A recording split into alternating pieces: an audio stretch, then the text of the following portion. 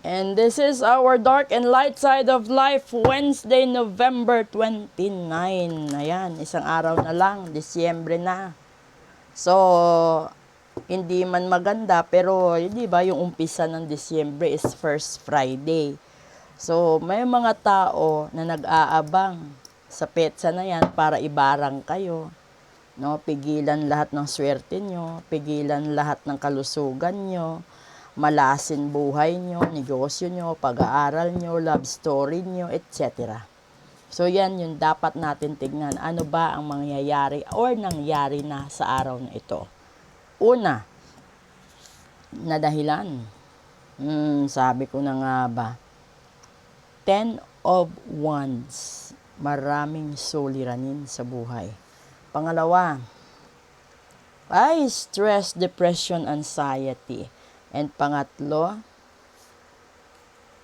ito, yung 4 of Cups. Alam mo, lumabas talaga swak na swak, di ba? Kasi katapusan ng buwan bukas, no? Marami ka sa atin, maraming bayarin, maraming utang, no? Na parang hirap kang pagkasyahin. Minsan wala nang natira.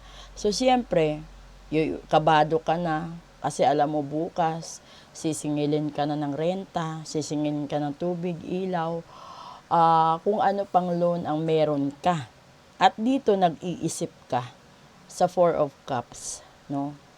Mga maling desisyon mong nagawa sa buhay na pinagsisisihan mo.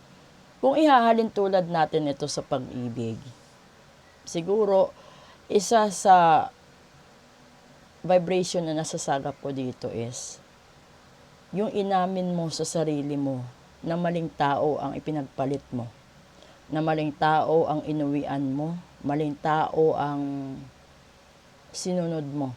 Dahil sa taong yan, naramdaman mo na magkaiba sila sa taong iniwanan mo.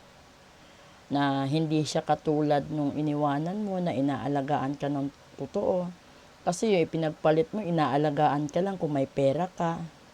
Inaalagaan ka lang kung natutupad yung mga hinihiling niya sa'yo.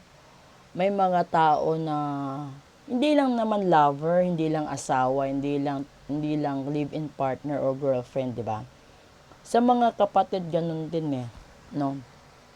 Habang kailangan ka niya, nakadikit yan sa'yo.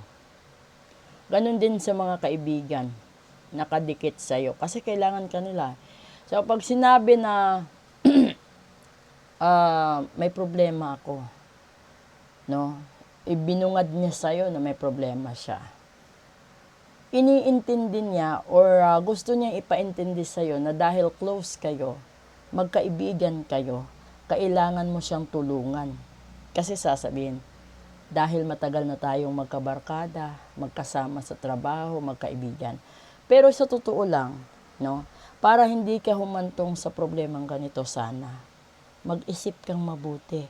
Kasi ikaw, may sarili ka ring gastusin, may sarili ka ring pangangailangan. At kailangan mo ring magtabi kasi minsan may mga panahon, may mga araw na hindi tayo nakakapag-report sa trabaho.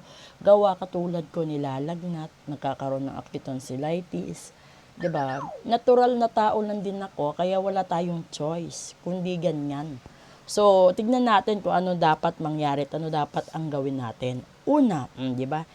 Knight of Cups. Pangalawa, Ace of Pentacles. And pangatlo, dito 10 of Wands ulit. Pero nasa huli na siya. Alam niyo kung ano ibig sabihin nun? Kasi, una, abangan mo, no, na may tao na pupuno ng grasya sa buhay mo. Ito taong pupuno sa mga pag-ibig na kakulangan sa'yo. Ito din yung tao na potensyal na posibleng tulungan ka sa pera or sa pangangailangan mo sa pera na malulutas ang lahat ng bitbit mong problema. Lahat ng pasakit mo sa pag-ibig, sa pera, sa kalusugan. Kasi kung kalusugan ito at may sakit ikaw, talagang kailangan mo ng pera. Diba? Pero kung sa pag-ibig naman, yung kailangan mo lang is yung totoong taong magmamahal sa'yo.